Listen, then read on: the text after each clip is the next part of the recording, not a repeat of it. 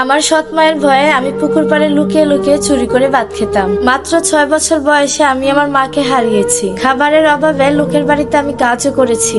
এত কিছু দেখেও আমার বাবা চুপ করে থাকতো। আমার বাড়ি বগুড়াতে। আমার নাম তিশা। আমার বয়স যখন 5 বছর তখন আমার মায়ের টাইফয়েড জ্বর হয়, আর সেই জ্বরেই নাকি মায়ের মানসিক ভারসাম্য হারিয়ে যায়। প্রায় 1 বছরের মতো মা কাউকে চিনতো না, কারোর সাথে কথা বলতো না। আমার নানু বাড়ি থেকে যারাই আসতো আমার মা কাউকে চিনতে পারতো না। বেশিরভাগ সময় আমার মাকে নাকি ঘরে তালা দিয়ে রাখতো।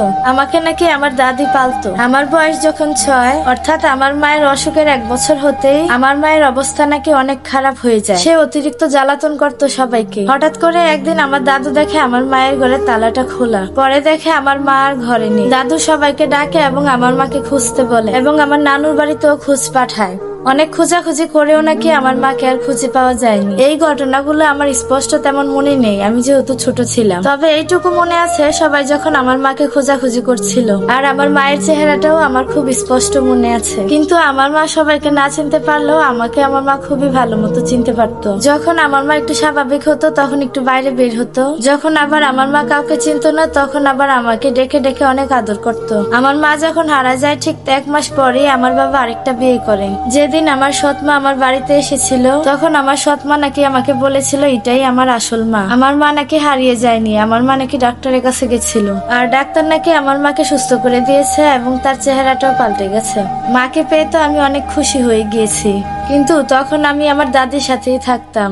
এরপর দাদু যখন আস্তে আস্তে অসুস্থ হয়ে যায়, এরপর সবকিছুর দায়িত্ব আমার সৎ মায়ের হাতেই চলে যায়। ওই সময়টাতে আমি 8 থেকে 9 বছরের একজন শিশু ছিলাম। তখনই আমার সৎ মা সকালে বিকালে পুকুর থেকে আমাকে দিয়ে পানি আনাতো। পুকুরটা ছিল আমাদের বাড়ি থেকে প্রায় 10 মিনিটের দূরে। ওই সময়টাতে আমার বয়সী ছেলে মেয়েরা মক্তব থেকে এসে খাওয়া দাওয়া করে যখন স্কুলে যেত, ওই সময়টাতে আমি মক্তব থেকে এসে আমি নাস্তা না করে পানি আনতে আমি পুকুরে চলে যেতাম। তারপরে আমি না খাওয়া দাওয়া করে স্কুলে চলে যেতাম। দুপুরবেলা এসে দেখতাম মাঝে মধ্যে খাবার আছে, আবার মাঝে মধ্যে খাবার নেই। সকালে নাস্তা না করে আমি স্কুলে যেতাম, আবার পানি টানতাম, আবার স্কুল থেকে এসে আমি খাবার না পেয়ে আমি খুবই ক্ষুধার্ত থাকতাম। আর আমার জন্য যে অল্প খাবারটা রাখা হতো ওইটুকু খাবারে আমার পেট ভরতো না। যখনই আমার সৎমাকে বলতাম এই খাবারটা খেয়ে আমার পেট ভরে না, তখনই আমার সৎমা আমাকে আচ্ছা করে পিটাতো। এই সৎমা আসার পর আমাকে অনেক খাবারের কষ্ট দিয়েছে। শেষ পর্যন্ত আমার নিজের বাড়িতে আমাকে খাবার চুরি করতে বাধ্য করেছে। যারা আমাদের জমিতে কাজ করতো তাদেরকে সকালে নাস্তা দিতে হতো,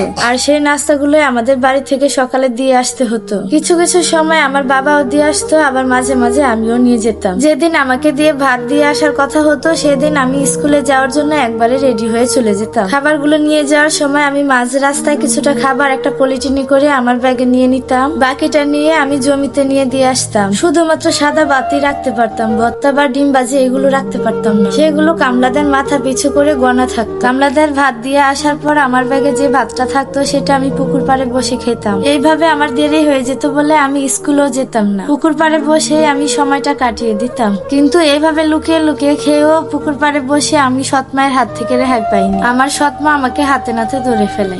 আমি যেদিন ভাত দিয়ে আসতাম সেদিন আমার বাবা আমার সৎমায়ের সাথে অনেক চিল্লাচিল্লি করতো। ভাত নাকি কম পড়ে যায়, কামলারা নাকি পেট ভরে ভাত খেতে পারে না, আর স্কুল থেকে খবর আসে আমি নাকি ঠিক মতো স্কুলে যাই না। এরপর বাবা আর সৎমা মিলে আমাকে ধরে ফেলে। সেদিন বাবাও আমাকে ইচ্ছা রকম পিটিয়েছিল, অথচ তার মেয়ে কেন কামলাদের ভাত চুরি করে খেতে হলো সেটা তো জানতেই চাইলো না। শুধুমাত্র কটা ভাতের জন্য বাবা আর মা মিলে আমার সাথে এরকম করেছিল। গ্রামের মানুষ যখন জানতে পারলো শুধুমাত্র কটা ভাতের জন্য বাবা মা আমার সাথে এরকম করেছে, তারপর গ্রামের একজন ফুপু এসে আমাকে নিয়ে যায়। দাদু আমাকে ফুপুর সাথে পাঠিয়েছিল অন্তপক্ষে আমি 3 বেলা খেয়ে পড়েতে বাঁচতে পারবো। ফুপুর বাড়িতেও আমার অনেক কাজ করতে হতো, কিন্তু তৃপ্তি মতো 3 বেলা ভাত খেতে পারতাম। এটাই আমার কাছে অনেক আনন্দের মনে হতো। এখন আমি একাই অনেক ভাত রান্না করি, আমার সামনে এখন অনেক ভাত থাকে। এখন আর আমাকে ভাত চুরি করে খেতে হয় না। এখন তো অনেক বড় হয়ে গিয়েছি, কিন্তু সেই ছোটবেলার কষ্টগুলো এখনো ভুলতে পারিনি। সে পুরনো কথাগুলো মনে পড়লেই চোখে অনেক পানি চলে আসে। সামান্য কয়টা ভাতের জন্য আমাকে কত কিছুই না করতে হয়েছিল। আজকের গল্পটা বগুড়া থেকে তিশা আপু বলেছেন।